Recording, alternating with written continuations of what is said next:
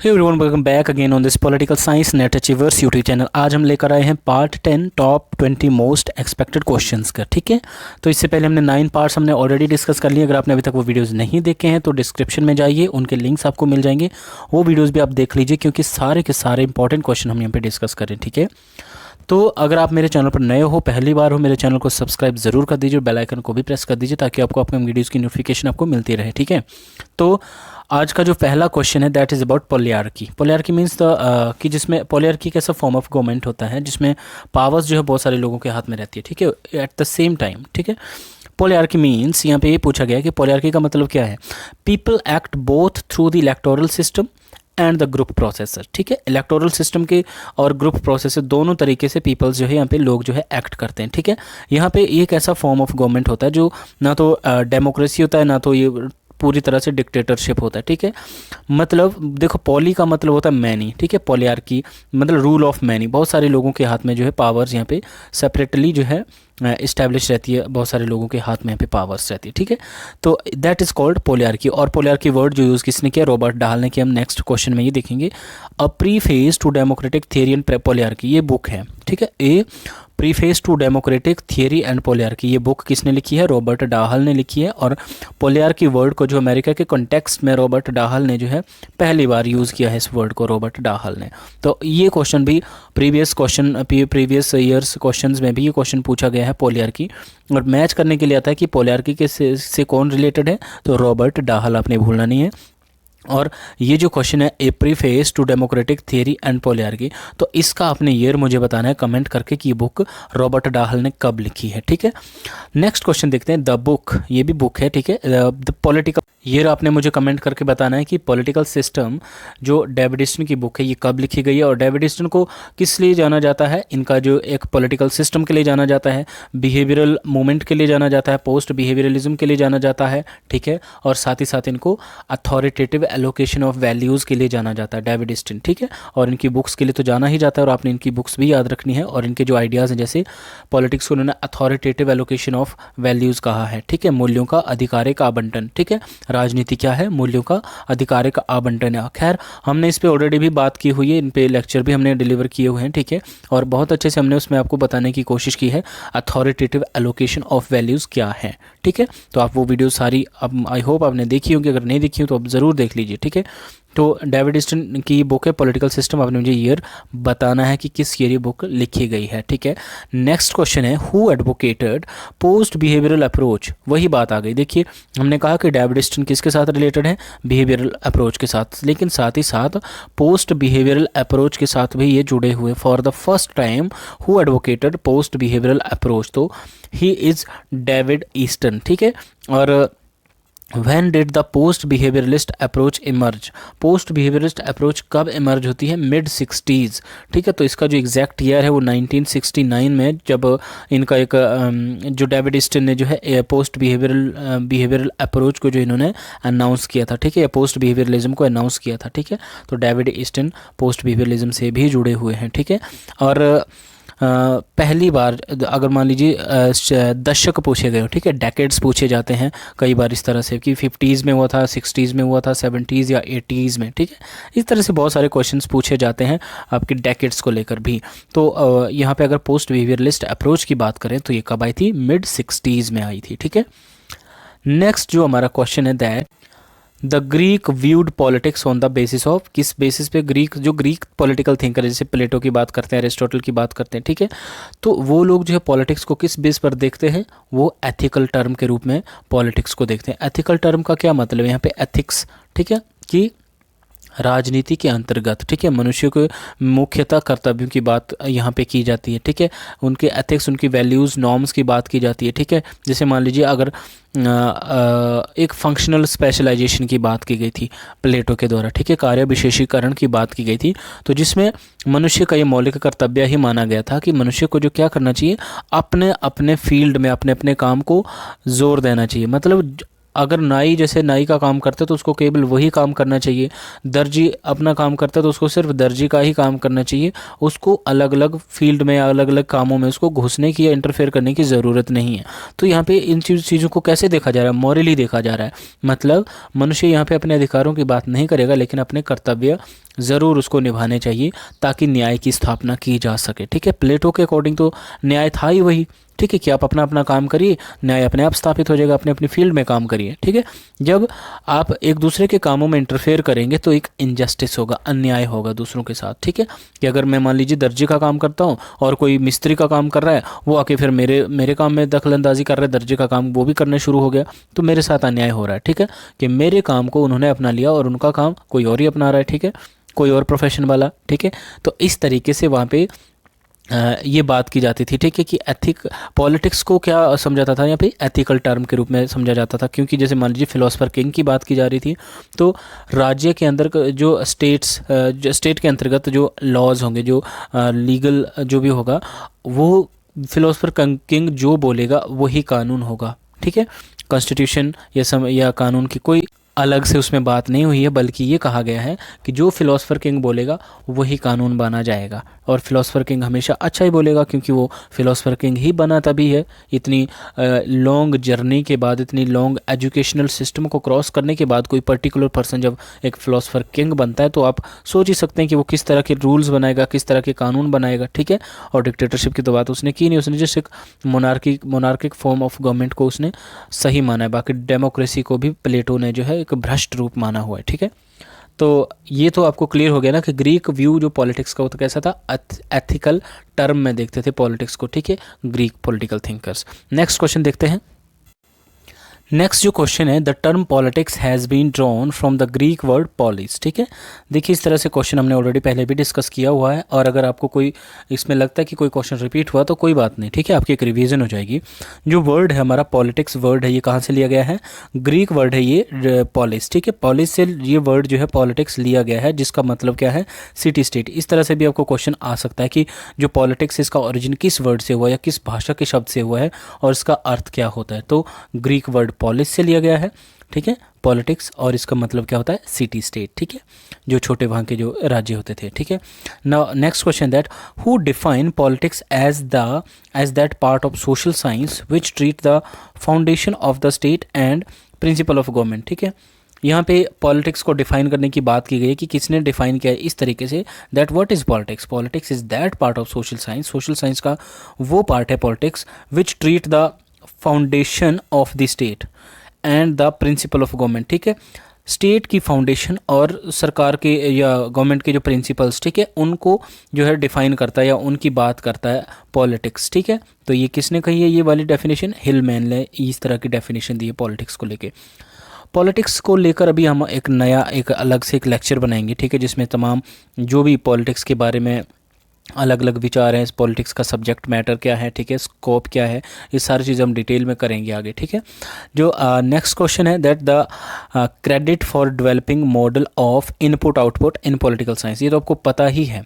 The Davidson से continue यहाँ पे 3-4 क्वेश्चन आगे, और मैंने आपको बताया कि डेविडेसन किस बात के लिए ज़्यादा फेमस है। एक तो इनका इनपुट आउटपुट मॉडल हो गया। ठीक है, सिस्टम अप्रोच के अंतर्गत इन्होंने जो एक इनपुट आउटपुट मॉडल दिया है। ठीक है, एक वो हो गया, दूसरा इनका अथॉरिटेटिव एलोकेशन ऑफ वैल्यूज़ हो गया, उनकी बुक्स। ठीक है, ये सारी चीज़ें बहुत इंपॉर्टेंट है, और इनके इनपुट आउटपुट मॉडल को जो है ब्लैक बॉक्स के नाम से भी जाना जाता है। ठीक है, जिसमें इनका मानना था कि पॉलिटिकल सिस्टम में कुछ जो है डिमांड्स उठती हैं। ठीक है, जब वो डिमांड्स जो है पर्टिकुलर सिस्टम के अंदर जाएंगी तो वो डिमांड किस चीज़ का काम करती है, इनपुट का काम करती है। और आउटपुट क्या है, जब वो डिमांड्स गई, ठीक है, पब्लिक ने डिमांड उठाई, ठीक है, और सिस्टम में चली गई डिमांडें, ठीक है, उनको इनपुट कहा गया, और जब सिस्टम के अंतर्गत उन डिमांड्स पे उन मांगों पे काम किया गया या उनके ऊपर पॉलिसी बनाई गई, और जब उस पॉलिसी के रूप में जब उन मांगों को पूरा किया जाएगा, एक पॉलिसी बना के जब लोगों के लिए भेजी जाएगी, लोगों के लिए पॉलिसीज़ बनाई जाएगी, वो पॉलिसी किसका काम करेगी, आउटपुट का, उसको क्या कहेंगे हम, आउटपुट। ठीक है, तो इनपुट डिमांड है और आउटपुट पॉलिसीज़ है, ये समझ लेना आप इन द पॉलिटिकल साइंस। तो ये डेविड स्टेन ने जो है इस मॉडल को डेवलप किया है। ठीक है, नेक्स्ट क्वेश्चन है the institutional approach concentrate on the study of political institutions. यहाँ पे कौन सी अप्रोच, किस चीज़ की अप्रोच, इंस्टीट्यूशनल अप्रोच, जो पॉलिटिक्स की जो इंस्टीट्यूशनल अप्रोच है, ठीक है, संस्थात्मक उपागम है, जिसके अंतर्गत क्या किया जाता है, पॉलिटिकल इंस्टीट्यूशन को स्टडी किया जाता है। देखिए अलग अलग अप्रोचेस हैं, चाहे आप लीगल अप्रोच लीजिए, इंस्टीट्यूशनल अप्रोच लीजिए, बिहेवियरल अप्रोच लीजिए, ट्रेडिशनल अप्रोचेस ले लीजिए। ठीक है, उन सब अप्रोचेस का एक जो सेंट्रल आइडिया होता था कि वो किस तरह की बातों पे ज़्यादा ध्यान देती है, या पॉलिटिक्स के अंतर्गत वो किस तरह किन किन चीज़ों को जो स्टडी करती है। ठीक है, ये होती है। तो अगर हम हम इंस्टीट्यूशनल अप्रोच की बात करें तो इंस्टीट्यूशन से आप समझ लीजिए कि सिर्फ इंस्टीट्यूशन को स्टडी किया जाएगा पॉलिटिक्स के अंतर्गत, ठीक है, पॉलिटिकल इंस्टीट्यूशन को। तो जहाँ पे भी पॉलिटिकल इंस्टीट्यूशन को स्टडी किया जाता है उसको हम क्या कहते हैं, इंस्टीट्यूशनल अप्रोच कहते हैं, ठीक है। नेक्स्ट क्वेश्चन इज डीपीएसपी के बारे में क्वेश्चन है, ठीक है, directive principles of state policy. तो directive principles of state policy किस पार्ट में है? देखिए directive principles of state policy अलग अलग क्वेश्चन किस तरह से आ सकते हैं। एक तो कि इनका जो जिक्र है वो संविधान के किस अनुच्छेद में है, हमें देखने को मिलता है। आप मुझे कमेंट करके बताइएगा ये हमने किस संविधान से हमने ये आइडिया लिया है, ठीक है। तो हमने आयरलैंड से ये लिया हुआ directive principles of state policy, और ठीक है, और ये संविधान के भाग 4 में है, ठीक है। कहाँ से लिया हमने? आयरलैंड के संविधान से लिया हमने directive principles of state policy, और भारतीय संविधान के भाग 4 में है। लेकिन अनुच्छेद बताने आपने कमेंट में कि कौन से, कि कितने से कितने अनुच्छेद तक जो directive principles of state policy की बात कही गई है हमारे संविधान में, ठीक है। नेक्स्ट क्वेश्चन हम देखते हैं। Now the next question is the structural functional approach tries to study the political system. Structural functional approach क्या करती है? Try to study political system on the basis of their structure, ठीक है। Structure के basis पे political system को समझने की कोशिश की जाती है, स्ट्रक्चरल फंक्शनल अप्रोच। और ये बहुत इंपॉर्टेंट है, मैच करने के लिए आती है कि स्ट्रक्चरल फंक्शनल अप्रोच किसने दी है, और आपने मुझे कमेंट करके बताना है that who is the main exponent of structural functional approach, ठीक है। संरचनात्मक ढांचात्मक दृष्टिकोण बोलते हैं इसको, ठीक है, या संरचनात्मक ढांचागत दृष्टिकोण। तो ये क्या ट्राई करता है? On the basis of the structure as well as the actual operation, ठीक है। इसके आधार पर जो है पॉलिटिकल सिस्टम को समझने की बात करते हैं, ढांचा के आधार पर, ठीक है। Now next question is that philosophical approach is also known as, दार्शनिक उपागम की बात की जा रही है। देखिए दार्शनिक उपागम जो एक सबसे ओल्डेस्ट अप्रोच है, ठीक है, टू स्टडी द पॉलिटिक्स, ठीक है। तो ये क्या है पॉलिटिक्स? ये philosophical approach is also known as ethical and metaphysical approach भी इसको कहा जाता है, स्पेक्यूलेटिव अप्रोच भी कहा जाता है। देखिए फिलोसॉफिकल अप्रोच मेनली फोकस करती है व्हाट आउट टू बी, क्या होना चाहिए, ठीक है। पुरानी अप्रोच है, काफ़ी ओल्डेस्ट अप्रोच है, जिसमें सॉरी बीच में फ़ोन आ रहा है किसी का, तभी मैं उठा नहीं पा रहा हूँ। तो जो हमारा जो नेक्स्ट क्वेश्चन है वो यही है, जिसमें फिलोसॉफिकल अप्रोच की हम बात कर रहे हैं। तो ethical and metaphysical approach, speculative approach. Ethical क्या होता है? Which is something is in ideas not in reality, ठीक है, रियलिटी में नहीं है बट कि आइडियाज़ में है कोई चीज़, ठीक है।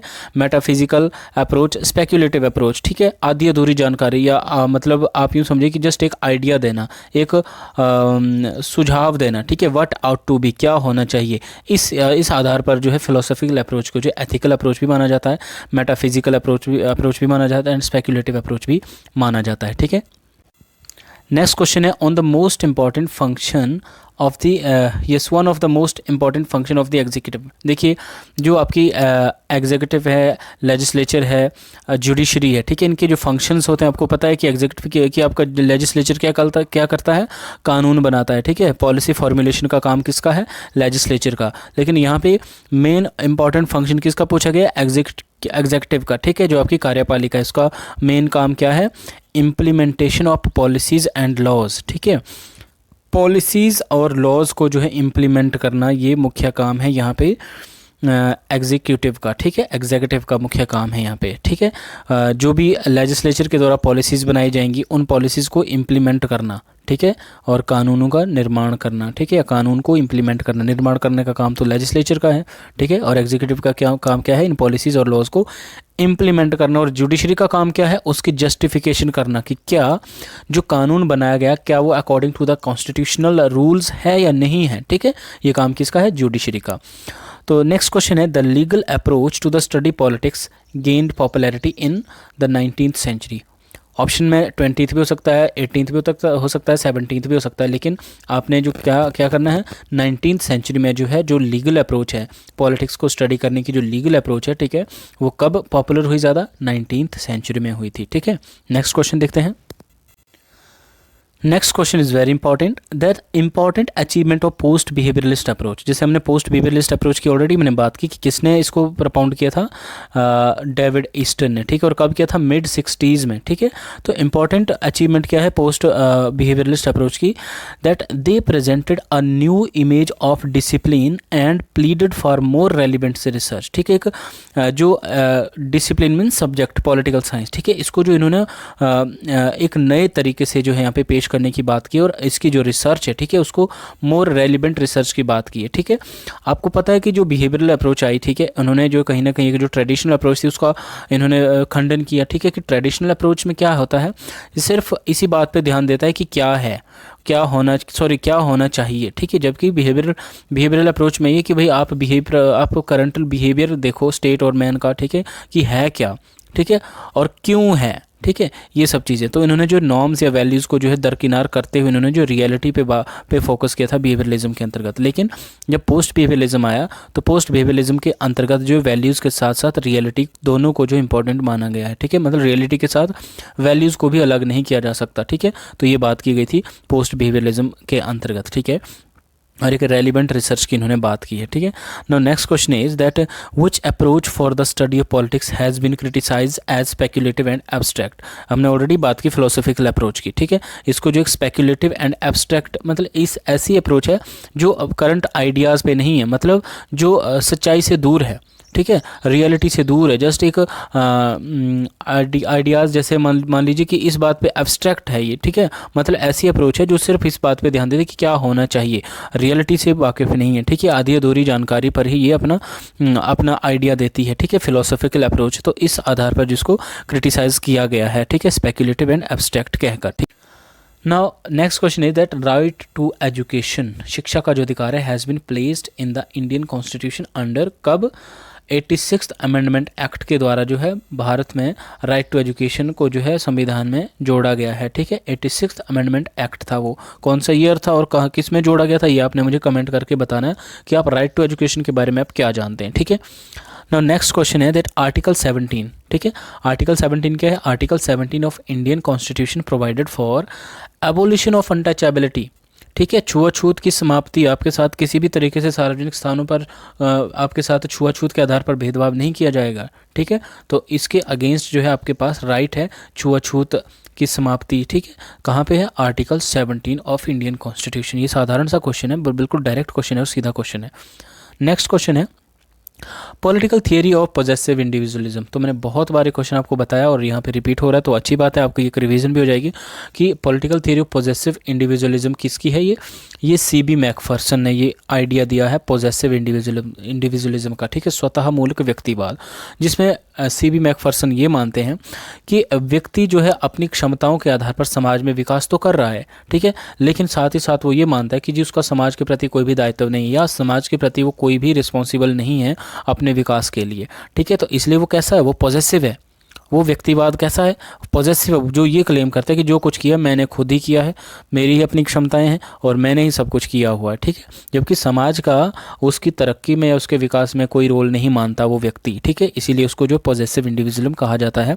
तो ये सीबी मैकफर्सन ने जॉन लॉक को भी इसमें इस कैटेगरी में रखा है, पॉजेसिव इंडिविजुअलिज्म की श्रेणी में रखा है, क्योंकि जॉन लॉक कौन है, उदारवाद के पिता है। उदारवाद क्या मानता है कि जी व्यक्ति इतना बुद्धिमान है, इतना समझदार है कि उसको अपना अच्छा बुरा पता है, इसलिए व्यक्ति को राज्य की ज़रूरत ही नहीं है, ठीक है, व्यक्ति के लिए आपको अलग से कानून बनाने की ज़रूरत ही नहीं, क्योंकि व्यक्ति को अपना अच्छा बुरा पता है। बस राज्य का क्या काम होना चाहिए कि व्यक्ति के आर्थिक कार्यों में कोई भी इंटरप्रिटेशन ना करे, एक तो कोई भी इंटरफेरेंस ना करे, पहली बात, और दूसरी बात व्यक्ति के कामों में अगर कोई बाधाएं आ रही तो उन बाधाओं को रोकना और एक पुलिस राज्य का काम करना, ये काम है राज्य का, ऐसा जॉन लॉक मानते हैं और उदारवादी मानते हैं, ठीक है। तो सीबी मैकफर्सन ने जॉन लॉक को जो है पॉजेसिव इंडिविजुअलिस्ट कहा है और उनकी जो थ्योरी है, ठीक है, उनको ने पॉजेसिव इंडिविजुअलिज्म कहा है, ठीक है। तो ये सारे क्वेश्चन थे जो कि बहुत इंपॉर्टेंट क्वेश्चन है। ये 10th पार्ट था आज का हमारा और आज हमारे कंप्लीट होते हैं पूरे 200 क्वेश्चन, ठीक है। तो आई होप आपने सारे क्वेश्चन देख लिए होंगे, आप नोट कीजिए इनको, रोज़ सुबह उठने के बाद आप आधा घंटा आप इन क्वेश्चंस को ज़रूर रिवाइज़ कीजिए, रिपीट कीजिए, तो क्योंकि यही क्वेश्चन है जो आपसे पूछे जाएंगे, ठीक है। आई 100% श्योर अगर आप इन क्वेश्चंस को भी देखते हो आपकी तो आधे से ज़्यादा रिवीजन हो रही है, ठीक है। बाकी बात करेंगे हम और इम्पॉर्टेंट क्वेश्चंस की। डेली मैं आपके लिए 20-20 क्वेश्चन लेके आ रहा हूँ और मैं पूरी कोशिश करूँगा कि आज के बाद हम क्या करें कि दो दो वीडियोस लेके आए हम, जो टॉप मोस्ट एक्सपेक्टेड क्वेश्चन है, ठीक है, दो दो वीडियोस इसके लेके आए सुबह और शाम, ठीक है, क्योंकि 20 क्वेश्चन से गुजारा नहीं होने वाला है, लगभग हर दिन 40 क्वेश्चन आने चाहिए, ठीक है। तो कोशिश करेंगे आगे से। बाकी आई होप आपकी तैयारियां बहुत अच्छे से चल रही हो। मुझे कमेंट करके बताइए आपको वीडियो कैसा लग रहा है। जो क्वेश्चन आपके लिए छोड़े हैं उनके आंसर किया कीजिए प्लीज़।